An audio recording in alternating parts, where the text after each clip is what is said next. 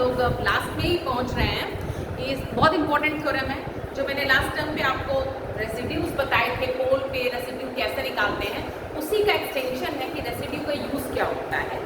तो इस थ्योरम है कि अगर एफ हमारा एनालिटिक फंक्शन है किसके विदिन, अंदर और ऑन, मतलब क्या हुआ, सरफेस के रीजन के अंदर भी हो और उस पर भी हो, अगर फंक्शन एनालिटिक है तो जो आपका क्लोज कंटूर है और कुछ पॉइंट अगर मान लीजिए एनालिटिक है और कुछ पॉइंट को छोड़ के वो मतलब कुछ पॉइंट पे पोल दे रहा है और कुछ पॉइंट पे वो एनालिटिक नहीं हो रहा है, कुछ पॉइंट पे, फाइनाइट पॉइंट पे, इनफाइनाइट पॉइंट ना हो, तो उन पे भाई वो अगर पोल है तो उन पे उसके रेसिड्यू होंगे।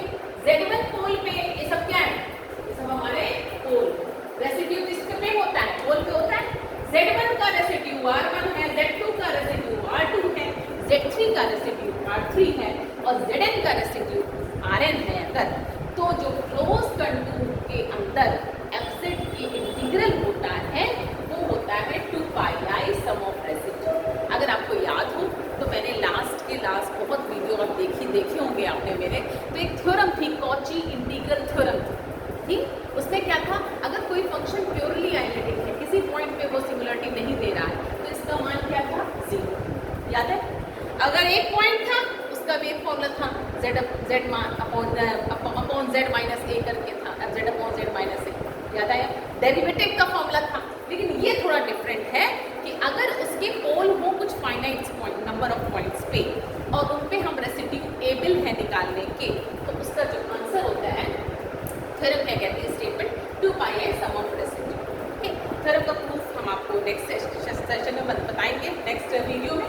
और अगर आपको पूछना है तो आप कमेंट सेक्शन में पूछ सकते हैं। आपको थ्योरम का प्रूफ एग्जाम में नहीं आता है, but you must know, okay, but आपको पता होना चाहिए ये आपके थ्योरम का स्टेटमेंट का जिस्ट क्या है। तो आपको क्या करना है, R1 R2 R3 निकाल लेने हैं और उनका एडिशन करके 2 पाई से मल्टीप्लाई कर देना है। बस मेन चीज़ क्या है कि जो पोल्स होने चाहिए वो इनसाइड होने चाहिए। अगर वो आउटसाइड है तो फंक्शन तो एनालिटिक हो गया, उस रीजन के इनसाइड होने चाहिए। ठीक है भाई, तो क्वेश्चन से एक हम लोग करते हैं। क्वेश्चन लिया मैंने, determine the pole of the function and residue, pole निकालिए, रेसिड्यू निकालिए, ईच पोल के रेसिड्यू निकालिए, फिर इसकी वैल्यू निकालिए, मतलब इंटीग्रल की वैल्यू निकालिए, जहाँ C जो है यही मेन है, C जो है वो ये दिया हुआ है। सबसे पहले तो रीजन ड्रॉ करा करिए जो C होता है, क्योंकि जब रीजन ड्रॉ करोगे तभी तो देखोगे कि पोल इनसाइड है कि आउटसाइड है। ओके, तो सबसे पहले तो इस सर्कल पे हम फोकस करते हैं। ओके, इस सर्कल पे फोकस करते हैं। ये सर्कल क्या है, दिमाग लगाइए, अगर डायरेक्ट बोलिए इसको दिमाग लगा करके, तो इसका सेंटर नहीं समझ में आ रहा, चलिए सेंटर इसको ऐसे लिखोगे, ठीक, ऐसे लिखोगे इसको, और फिर इसको कैसे लिखोगे, आई कॉमन ऐसे लिखोगे, तो सेंटर क्या दिख रहा है, 0, 1 और रेडियस कितनी, सेंटर हो गया इसका ये, और ये हो गई इसकी, इसको तो आपको डायरेक्टली देख के पहचान जाना चाहिए। इसी से आई में है, इमेजिनरी में, तो 1 हो गया। ओके, तो ये सर्कल ड्रॉ कर दीजिए। सबसे पहले आप रीजन ड्रॉ करिए। तो रीजन क्या है भाई, 0, 1 यहाँ कहीं होगा और रेडियस यहाँ कहीं होगी इसकी। तो सर्कल ये बनेगा कि नहीं बनेगा, देख लीजिए भाई, मेरी आर्ट नहीं अच्छी है, लेकिन इतनी पता है कि गणित का काम कैसे होना है, थोड़ा बहुत इतनी आर्ट कर ले सीखी है हमने कि गणित का काम चल जाए। तो भाई देखिए, ये सेंटर था, गड़बड़ा गया मामला, हाँ, ये 1 हुआ, ये 2 हुआ, तो सर्किल कुछ बजा नहीं है। हाँ, चलिए फिर से बना देते हैं भाई, इतना तो अच्छा बनना चाहिए, दिखे हाँ ये सर्किल है, ये रेडियस है। फिर से ना जगह चेंज कर दी, 0, 1 यहाँ होगा, रेडियस इसकी यहाँ, तो कितना ले लिया, और इससे अच्छा नहीं था। क्लियर है? ठीक है, ये 2 इसकी रेडियस, रेडियस कितनी है, 2, यहाँ से लेके यहाँ तक देखिए तो क्या है, 2 यस नो, एग्री, मैथ्स के लायक है हमारा डायग्राम। ठीक है भाई, ये तो हो गया काम हमारा 0, 1। चलिए आगे बढ़ते हैं। अब हम फंक्शन को देखते हैं। फंक्शन हमारा क्या है, ये यहाँ पे सिमिलरिटी क्या होगी, एक z बराबर -1, डबल पोल, डबल पोल मतलब डबल ऑफ 2 और z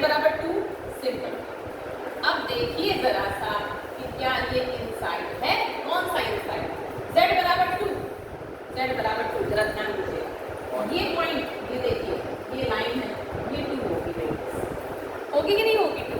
ये पॉइंट जरा बताइए क्या होगा? ठीक, अब ये पॉइंट कैसे आएगा?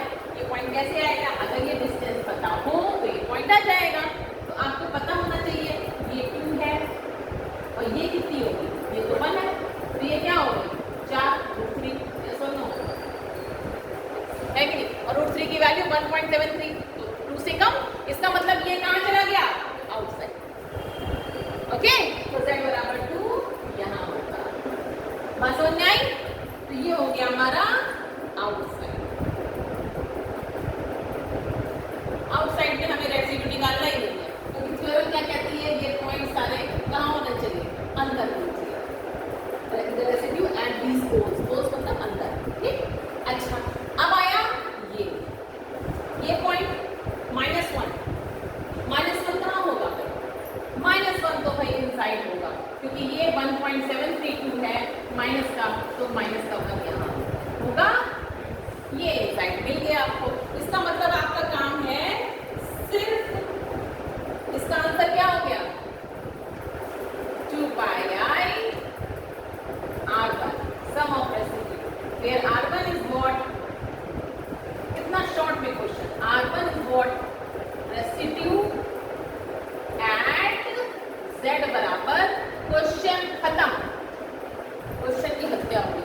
हाँ, क्वेश्चन खत्म हो गया, अब तो कुछ रहा ही नहीं क्वेश्चन में।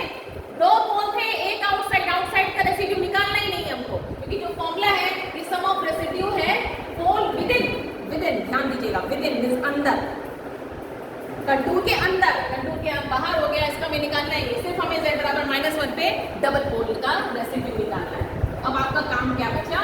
रेसिड्यू एट z बराबर -1। ठीक, अब दिमाग को शांत करके अपने फॉर्मूला लिखिए। फॉर्मूला क्या कहता है? डबल पोल है, फॉर्मूला क्या ध्यान रखिए, m-1। नहीं याद आ रहा है तो ये याद कर लीजिए भाई। ठीक, याद करना है, क्या होता होगा? रेसिड्यू एट z बराबर a ऑफ ऑर्डर m-1, याद आया? फैक्टोरियल, डिफरेंशियल m-1 टाइम्स इसका z-a की पावर m fz, और सब कुछ करने के बाद में क्या पुट कर देंगे? अब याद आया? आ गया ना? चलिए भाई, 2 ऑर्डर का तो 1 फैक्टोरियल हो गया, m की वैल्यू क्या हो गई? 2। ठीक, तो 2 - 1, और डिफरेंशियल किसका? डिफरेंशियल कितनी बार? m-1 मतलब 1 बार, और किसका डिफरेंशियल? z - a की वैल्यू कितनी है यहाँ पे? z+1, और फंक्शन इसका डिफरेंशियल लेकर के एक बार पुट कर देना है z बराबर क्या? -1। बात समझ में आ रही है? ये हो गया, एक सेकेंड, हाँ अच्छा, हाँ बेटा बिल्कुल सही कहा मेरे स्टूडेंट ने, z+1 का स्क्वायर होगा, क्योंकि यहाँ पे स्क्वायर वाला, यहाँ पे हमने क्या लिखा है? z-a की पावर m। गुड, ठीक, अब डिफरेंशियल आपको निकालना सिर्फ टारगेट है। z+1 से फंक्शन को मल्टीप्लाई करोगे तो कितना आ जाएगा? ओनली आएगा z-1 अपॉन z-2। इसको सॉल्व करो। अब आप लोग तो मैच्योर हो गए, इसका डिफरेंशियल करना तो हमें नहीं बताना पड़ेगा, इसका डिफरेंशियल निकाल लीजिए, और जो इसका डिफरेंशियल है वो आ जा रहा है -1 z-2 का होल स्क्वायर, और इसमें रख दीजिए z बराबर -1। ठीक है, करके देखिएगा, नहीं आया तो बताइएगा। ये आ गया -1/9, आ गया ना? ठीक, अब आपको क्या करना है? फॉर्मूला क्या है? ये है 2 पाई i रेसिड्यू -1/9, मतलब क्या आ गया? -2 पाई 9 पाई i, आंसर आ गया। इसका आंसर क्या आया? एक चीज क्वेश्चन में छूट गई, हम आशा रखते हैं आप लोग कर लोगे। क्या? आपको रेसिड्यू दोनों पे निकालना है, भले ही हमें इसका यूज नहीं करना है, लेकिन अब आपका काम है क्या करना? मैम कह रही है करना पड़ेगा। क्या करना? हमने r1 को निकाल दिया, r2 जरा निकालिए। r2 का यूज कुछ नहीं, क्योंकि r2 आउटसाइड है, लेकिन इन्होंने क्वेश्चन में कह दिया